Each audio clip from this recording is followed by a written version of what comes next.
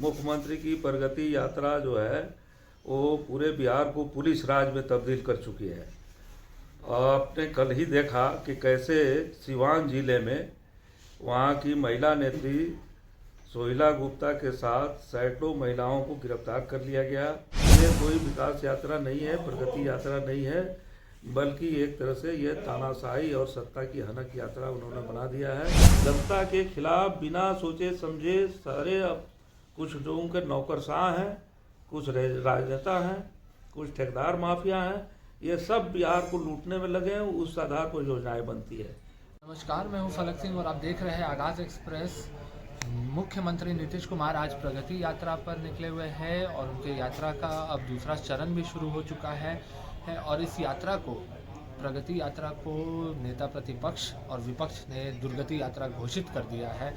तो क्या कुछ नज़रिया है इस यात्रा को लेकर के सीपीआई विधायक वीरेंद्र कुमार गुप्ता का, आइए सीधा जानते हैं उन्हीं से। सारण दौरे पे हैं, मेडिकल कॉलेज का उद्घाटन करेंगे, करोड़ों का सौगात देंगे, कैसे देखते हैं? देखिए, पहले तो ये मुख्यमंत्री की प्रगति यात्रा जो है वो पूरे बिहार को पुलिस राज में तब्दील कर चुकी है। आपने कल ही देखा कि कैसे सिवान जिले में वहाँ की महिला नेत्री सोहिला गुप्ता के साथ सैकड़ों महिलाओं को गिरफ्तार कर लिया गया और फिर विकास कुमार जो इनकलाबी नौजवान सभा के नेता हैं उनको पकड़ लिया गया। उसके पहले गोपालगंज गए थे तो वहाँ भी उन्होंने जो इनकलाबी नौजवान सभा के नेता जितेंद्र पासवान हैं उनकी गिरफ्तारी कर ली गई। वहाँ मुजफ्फरपुर में हम लोगों ने देखा कि जो इनकलाबी नौजवान सभा के नेता, इंसाफ मंच के नेता आफ्ताब जी हैं, उनको भी गिरफ्तार कर लिया गया। तो ये जो प्रगति यात्रा है ये पूरे तौर पे बिहार को पुलिस राज में तब्दील कर दिया है और ये मुख्यमंत्री जी जनता से डरे हुए हैं। जनता उनसे कोई सवाल नहीं करे, ऐसी स्थिति में जाकर के कुछ घोषणाओं को करें और जनता उनके विकास का क्या हुआ, उनके छात्र युवा जो बीपीएससी अभ्यर्थी हैं और उनके साथ जो नाइंसाफ़ी हुई है उसका बात नहीं कर सकें, कोई रसोईया आशा अपनी बात नहीं कर सके, किसान अपनी बात नहीं कर सके, तो ये किस बात की प्रगति है कि कोई मुख्यमंत्री इतना डर जाता है? 20 साल से जिसका शासन चल रहा है और जनता के सामने जाने में उसको दिक्कत हो रही है। तो ये कोई विकास यात्रा नहीं है, प्रगति यात्रा नहीं है, बल्कि एक तरह से ये तानाशाही और सत्ता की हनक यात्रा उन्होंने बना दिया है और इनका पूरा जन विरोधी रवैया इसमें पूरे सामने आ रहा है। तेजस्वी यादव उनके प्रगति यात्रा को बता रहे हैं कि वो जो दुर्गति कर दिए बिहार पर, उसके बाद वो प्रगति यात्रा पर निकले। ये तो सारे लोग जानते हैं।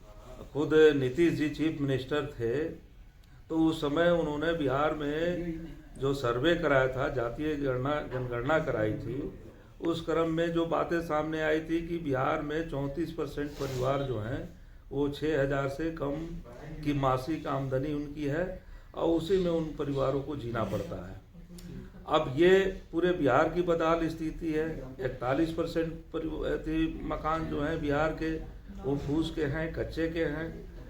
ये यहाँ आशा जो है वो मात्र 1,500 रुपये महीने पर प्रति माह का आपको प्रोत्साहन भत्ता पर काम कर रही है।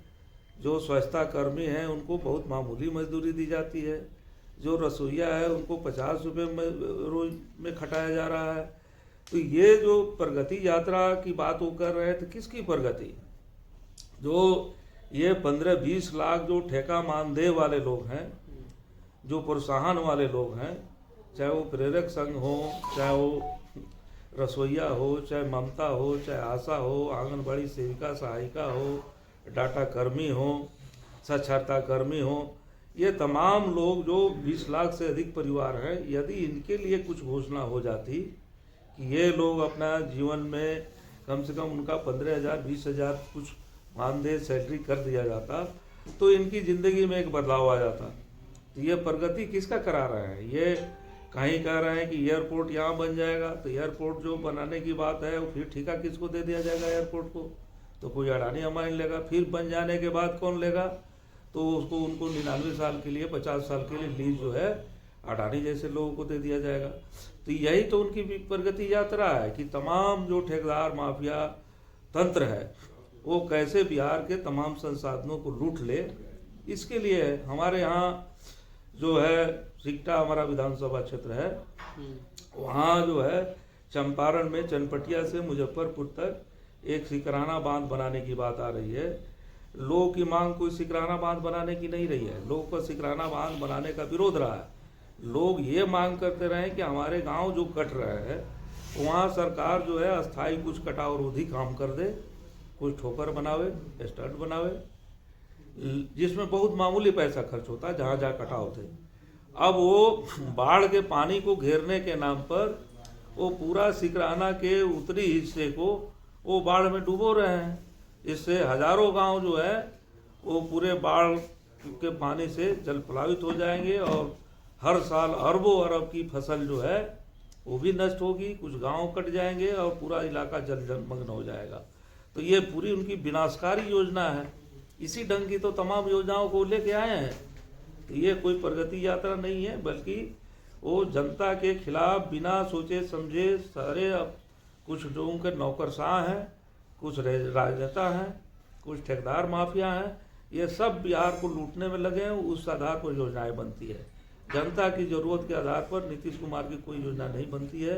नल जल को भी आपने देखा, चापाकल उससे बेहतर था, कहीं नल जल काम नहीं करता है। कभी उन्होंने एक योजना बना दिया कि जो छतों पर जो है सब्जी की खेती होगी, लोग छप्परों पर लगाएंगे, और इसमें पैसा फूंका गया, नल जल में पैसा फूंका गया। तो नीतीश कुमार की तो सारी योजनाएं मुख्यमंत्री की ऐसी ही बनती हैं। पूरा एयर कंडीशन रूम में बैठ करके और पूरा अपना कोई कपूर काल्पनिक तमाम चीज़ों को लोग अफसर लोग लाते हैं और उसका गुणगान करते हैं, उसी का अपना योजना बन जाती है। तो ये हम समझते हैं ये पूरे बिहार के लिए बिना सोचे समझे बिहार के संसाधनों को बर्बाद करने का को पूरा योजना है और ये बिहार को विनाश के गर्त पर ले जा रहा है। और बिहार जो है 20 सालों में बहुत ही बदहाल हो गया है। बिहार में 20 सालों पहले लोग इतने कर्ज में डूबे हुए नहीं थे, आज लोग इतने कर्ज में डूबे हुए हैं कि इससे लोगों की आपको आत्महत्या की घटनाएं बढ़ रही हैं। जैसा कि आपने सुना और देखा, साफ तौर पर उनका कहना है कि ये दुर्गति यात्रा है, इसमें कहीं से भी बिहार की प्रगति नज़र नहीं आ रही है। अगर प्रगति करना ही है तो बिहार के जो कम जो तरखे दर्ज के जो लोग हैं, हजारों की संख्या में जो लोग हैं, उनके लिए नीतीश कुमार सोचे, उनके हक में काम करे, तब बिहार का विकास होगा। जुड़े रहे हमारे साथ, देखते रहे आगाज़ एक्सप्रेस। धन्यवाद।